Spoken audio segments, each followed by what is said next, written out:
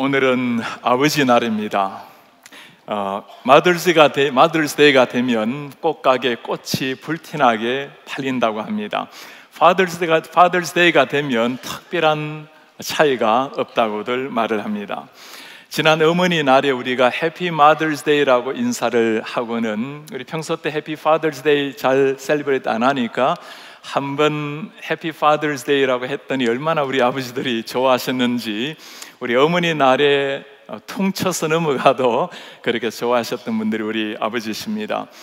영국 문화원에서 가장 아름다운 영어 단어 70개 설문조사를 한 게 있습니다. 1번이 mother, 어머니였습니다. 2위가 패션, 열정이고 3위는 미소, 스마일이었습니다.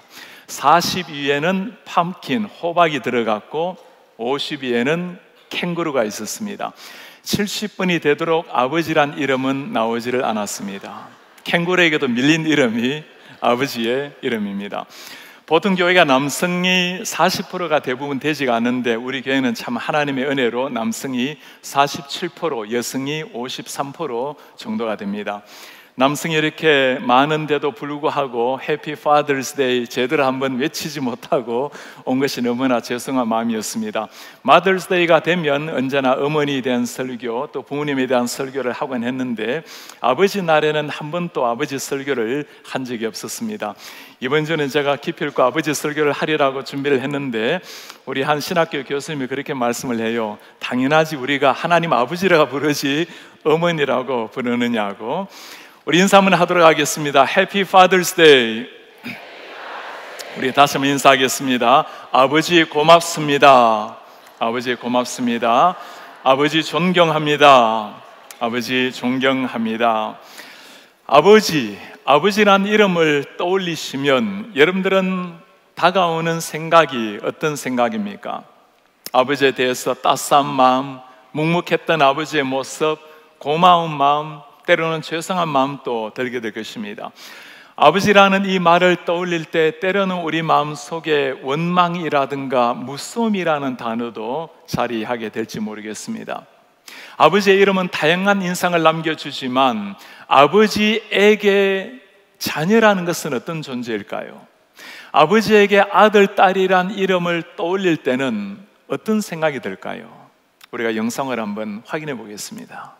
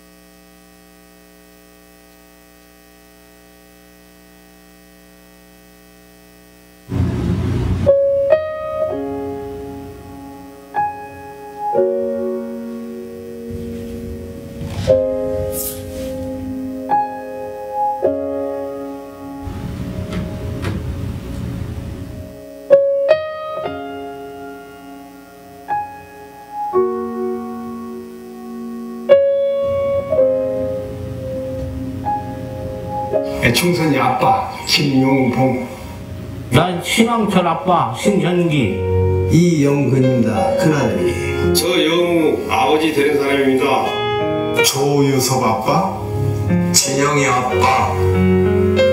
성함은 김성보. 생각나지요. 그 아들, 딸만 낳다가 아들 가졌는데 이번에도 딸이 못할까 했는데 네 엄마 아빠 동생할 때 신경 써주고 좀 왔고. 부모로서 이렇게 뭔가를 충분하게 해줘야 되는데 그런 것도 못 해주고 그래서 참 마음이 아픕니다. 아들이라는 것은 어느 누가 바꿀 수도 없는 것이고 크게 뭐 도와주지도 못했고 했는데 그들이 알아서 잘 커가지고 계속 부족한 게 부모 마음 아닐까요? 죽는 순간까지 제가 그런 마음으로 살고 있어요. 계속 부족한 거예요. 어마어마하게 했다는 게 그게 제일 미안해요.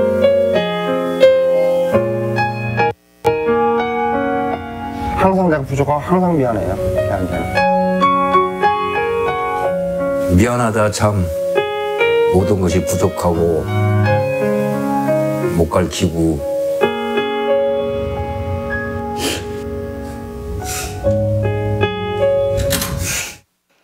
자식을 향한 부모의 심정 아마 누구나 비슷할 겁니다.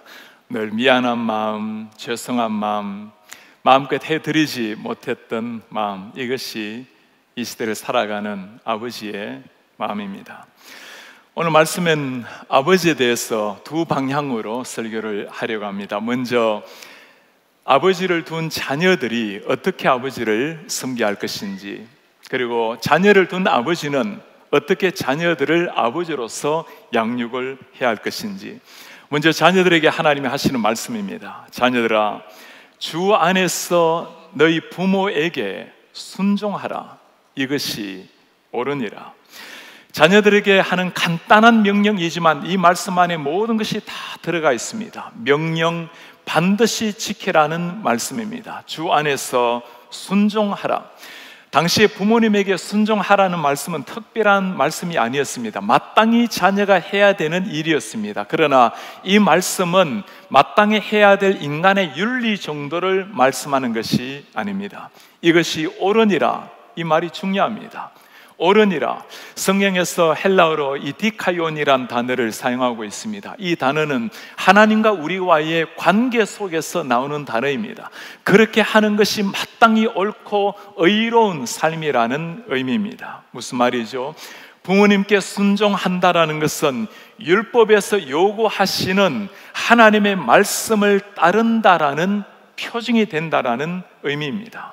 하나님께서 그렇게 살도록 말씀하셨고 그렇게 살아가야 된다라는 그것이 하나님의 의를 이루신다는 말씀입니다. 골로새서에서도 동일하게 말씀을 하고 있어요. 자녀들아, 모든 일에 부모에게 순종하라. 이는 주 안에서 기쁘게 하는 것이니라.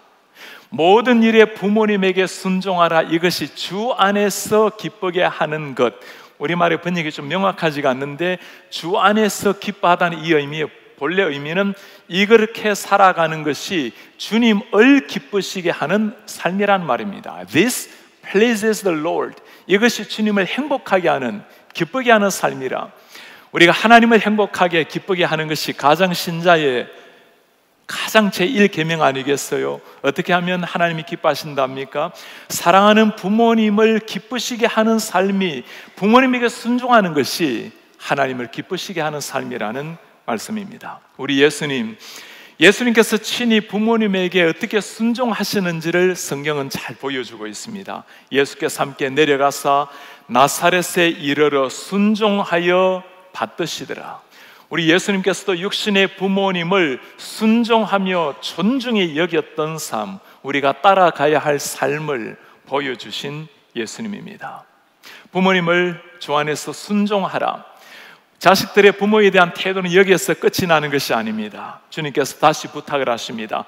너의 아버지와 어머니를 공경하라. 이것은 약속 있는 첫 계명이니 이로써 내가 잘되고 땅에서 장수하리라. 내 부모님, 어머니, 아버지를 공경하라. 부모님을 존경히 여기고 공경하라는 말씀. 순종이라는 것은 책임 때문에라도 가능할 수 있지만 진정한 공경이라는 것은 마음에서 우러러 나와야 가능할 수가 있는 겁니다. 부모 공경. 10계명에는 두 방향의 계명이 나옵니다. 1계명에서 4계명은 하나님 앞에서 우리가 어떻게 살아갈 것인지, 그리고 5계명부터 사람과 사람 간의 관계에서 어떻게 하나님의 백성으로 사는지가 나타납니다. 그 관계에서 처음으로 하는 말씀이 내 부모를 공경하라는 말씀입니다. 하나님과의 관계가 제대로 되어 있다면 인간관계 모든 것 중에서 가장 중요한 것이 부모님을 공경하는 일이라는 말씀입니다. 왜 하나님께서는 이토록 순종과 공경을 이토록 강조를 하고 있을까요? 성경에서 하나님과 우리 그리스도인의, 하나님과 우리 자녀들 간의 관계를 가장 잘 보여줄 수 있는 통로가 이 땅의 부모와 자녀의 사이이기 때문입니다. 부모 자식 관계는 단순한 육신적인 관계에서 머무르는 것이 아닙니다. 하나님의 사랑, 하나님의 희생, 그 다함이 없는 인자심, 그것을 보여주는 그림자가 이 땅에 우리의 부모님이라는 말씀입니다. 그래서 우리가 담대하게 하는 말이 있어요. 눈에 보이는 육신의 부모에게도 온전히 순종하고 존경하지 못한다면 우리 같이 보이지 않는 하나님께 순종하고 공경한다고 말할 수가 있겠습니까? 제가 여러분들에게 두 가지 질문을 드리려고 합니다. 한번 깊이 생각하시고 답변해 보시기를 바랍니다. 여러분들 중에 자녀들이 있다면 우리 아이들이 가장 좋아하는 음식이 무엇인지 한번 떠올려 보세요. 자녀들에게 사랑한다고 말했던 기억이 언제입니까? 이제 우리가 질문을 바꾸어서 이렇게 한번 질문해 보시기 바랍니다. 부모님이 아직 살아계신다면 여러분들의 아버지가 가장 좋아하는 음식이 무엇입니까? 아버지에게 사랑한다고 존경한다고 말해본 마지막 때가 언제입니까?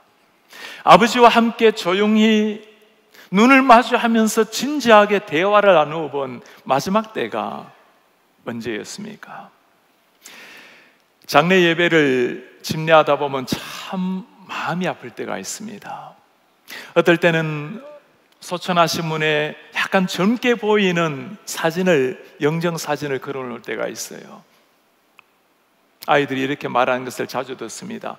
우리 아버지도 이렇게 젊을 때가 있었군요.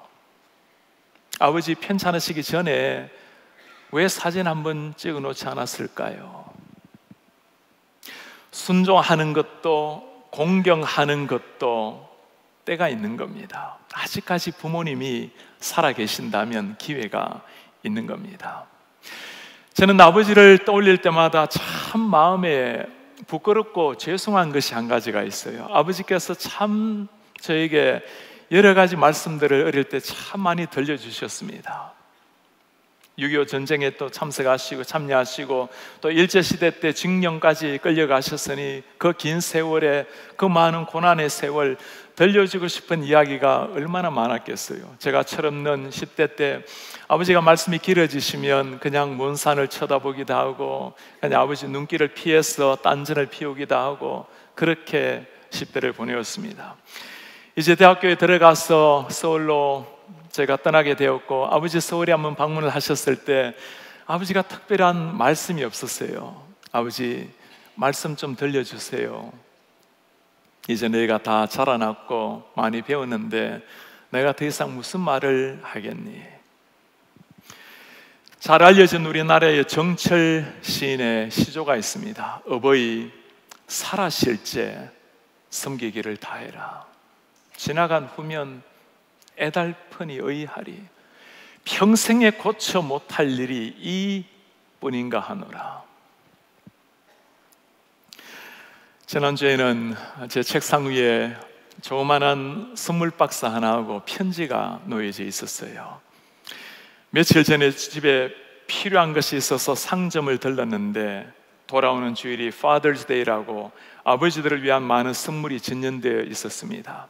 전에 같으면 아버지께 드릴 선물을 이것저것 돌아보았을 텐데 이젠 천국에 가시고 곁에 안 계시니 허전함에 눈길만 주고 있었습니다.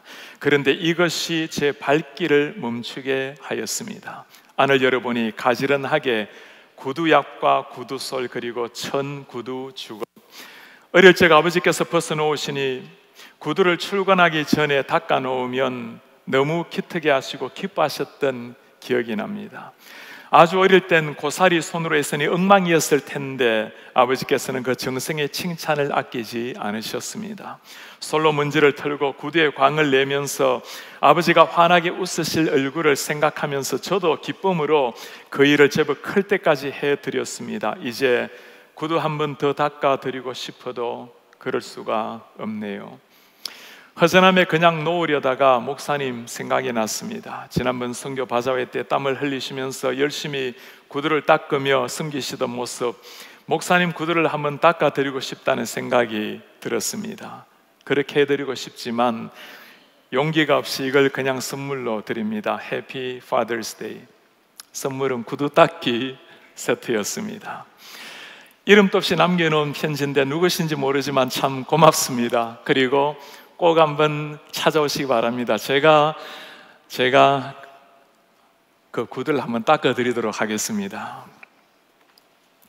아버지께서 지금 살아계신다면 여러분 참 축복입니다. 만일 아버지께서 살아계시고 아버지 사랑합니다라는 고백을 들으실 수가 있다면 그것 또한 축복입니다. 제가 많은 어르신들 찾아뵈면서 자녀들이 아버님 병상에서 아버지 사랑합니다, 아버지 고맙습니다 라고 말씀을 드려도 더 이상 알아들을 수 없는 상태에 계신 부모님을 많이 보았습니다. 여러분들에게 꼭 부탁을 드리고 싶어요. 부디 부모님이 계실 때 사랑합니다, 고맙습니다, 존경합니다 고백하시기 바랍니다. 두 번째는 아버지에게 하시는 말씀입니다. 아비들아, 너희 자녀를 노엽게 하지 마라.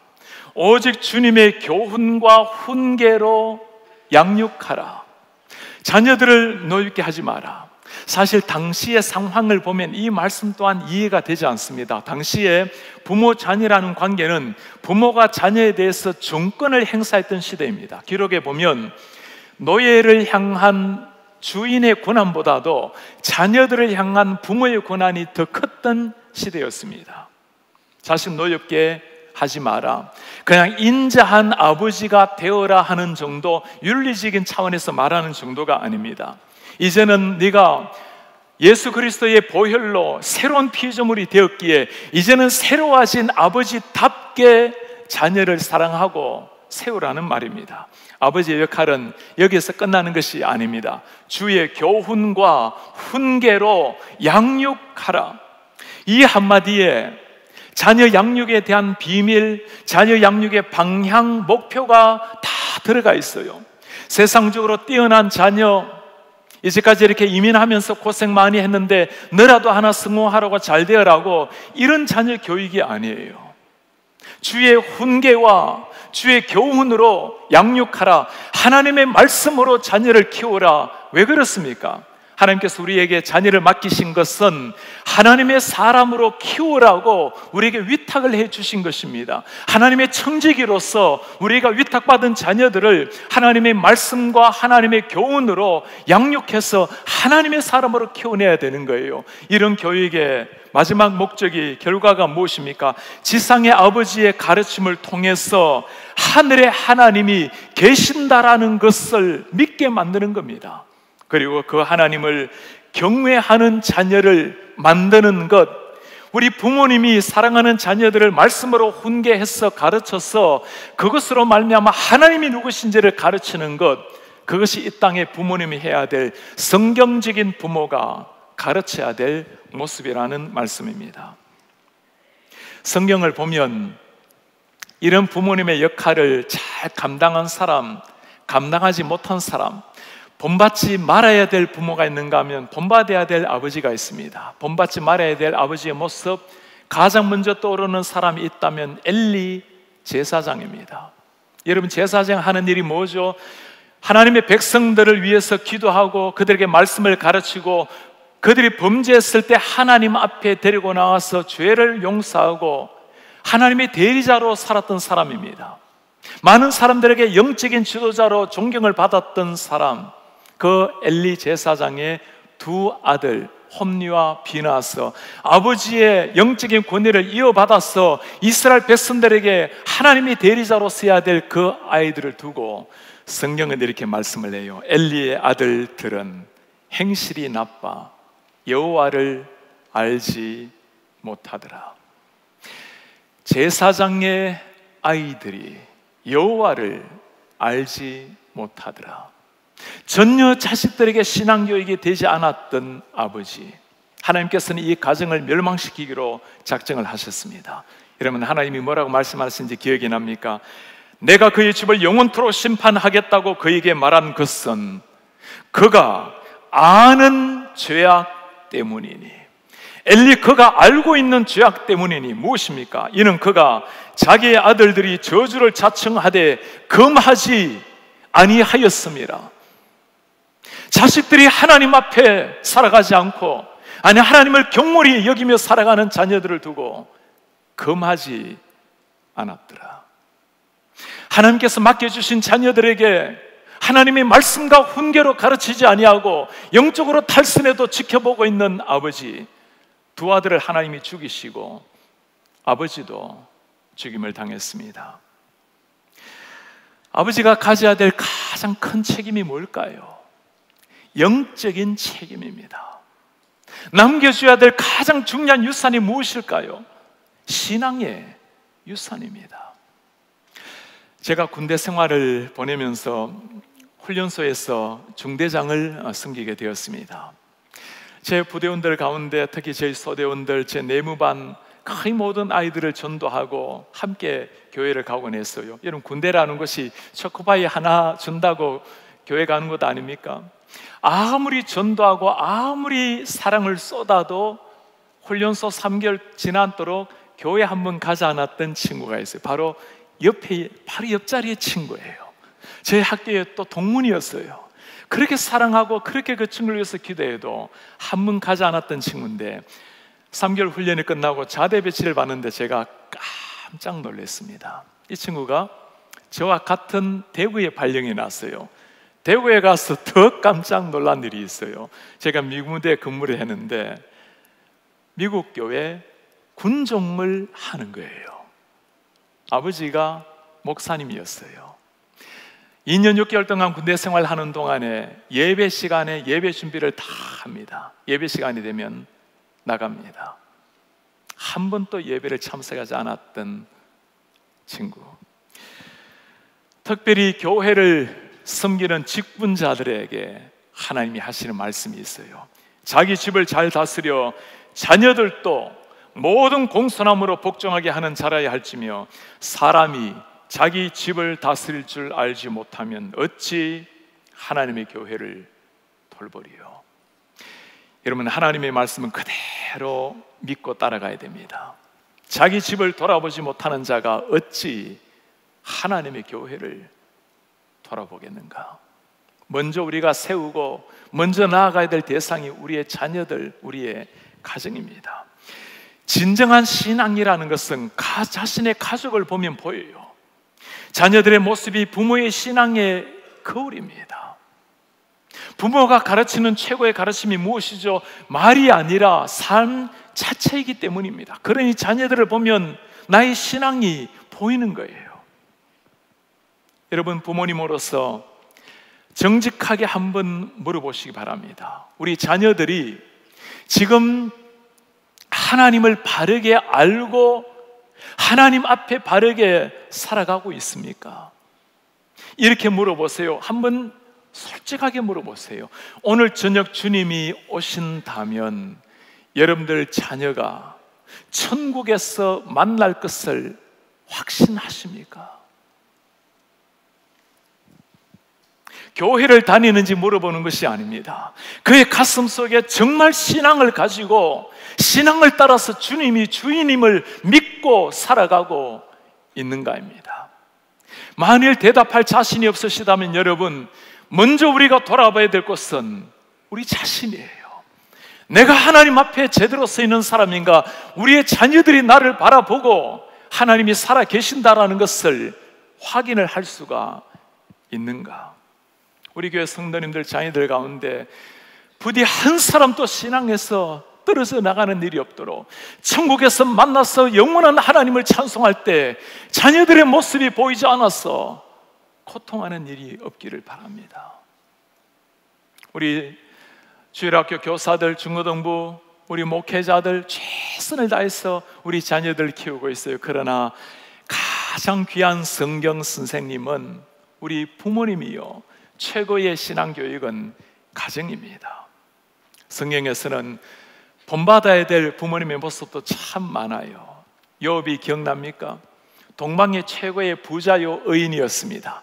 본래 부유한 자녀들이 탈선하기가 쉬운데 욥의 삶이 어땠습니까? 자녀들이 파티를 마치고 나면, 생일 잔치를 마치고 나면 반드시 성결 의식을 치릅니다. 회개하고 하나님 앞에 설 수 있도록. 그리고도 다음 날 혹시라도 자녀들이 마음에라도 범죄했을까 봐 한 사람 한 사람 번제를 드립니다. 자기 자신도 하나님 앞에 의인으로 믿음으로 살아내었고, 자녀들까지도 홀이라도 하나님 앞에 범죄할까 봐 믿음으로 한 자녀 한 자녀를 위해서 살아냈던 부모. 아버지로서 져야 될 가장 중요한 책임은 영적 책임입니다. 우리 권사님 가운데는 주일 예배를 마치고 나면 어찌하든지 이 손주들에게 이 신앙을 좀 전수하고 싶은데, 영어가 활발하지 않으시다 보니 주일학교 주일 예배 때 나오는 자막 나오는 그 영어 하나하나 카톡으로 손주에게 보내는 권사님이 계세요. 영어로 충분히 소통하지 못한다라도 그 기도와 그 사랑으로 그의 손주는 하나님의 사람으로 자라나게 되는 겁니다. 오늘 우리는 아버지에 대해서 말씀을 살폈습니다. 자식은 아버지에게 어떻게 할 것이며 아버지는 자식에게 어떻게 할 것인가. 이 시대에 가장 위대한 사명을, 책임을 부여받았지만 가장 제대로 인정을 받지 못하는 아버지의 시대가 되어버렸어요. 이제는 우리 아버지를 아버지답게 하나님 앞에 올려드려야 될 때입니다. 아버지 사랑합니다. 우리가 하나님 앞에 고백 얼마나 많이 합니까? 하나님 사랑합니다. 우리 주님이 그렇게 말씀을 하실 겁니다. 고맙다. 이제 그 사랑 고백을 너의 아버지에게 하렴. 주님이 말씀하시면 저는 무조건 순종하며 따라가겠습니다. 착하고 충성된 종아 고맙다. 이제는 그 순종하는 마음을 너희 아버지에게도 보여보렴. 아버지가 행복할 때, 아버지가 즐거워할 때 주님이 기뻐하신다고 말씀을 하셨습니다. 하나님께서 가장 바라시는 아버지가 어떤 분이신지도 보았습니다. 자녀들에게 신앙을 전수하는 신앙의 유산을 물려주는 아버지, 하나님을 경외하는 자녀를 키워내는 아버지. 언젠가 우리가 아마도 대부분 부모님들이 먼저 이 땅을 떠나게 되겠죠. 여러분들이 지나가고 난 자리에 우리의 자녀들이 여러분들을 떠올리면서 어떤 부모님으로 기억을 해주기를 원하십니까? 우리 아버지는 나에게 신앙의 유산을 물려주었습니다. 나는 아버지를 통해서 예수님의 사랑이 무엇인지를 알게 되었습니다. 한 번의 인생, 바람처럼 지나가는 짧은 인생에 우리가 지나가고 난 자리 우리의 자녀들이 신앙 유산을 이어받는다면, 우리 아버지를 통해서 예수님을 만나게 된다면 짧은 인생 우리는 가장 고결한 아버지의 부모로서의 삶을 사는 사람이 될 것입니다.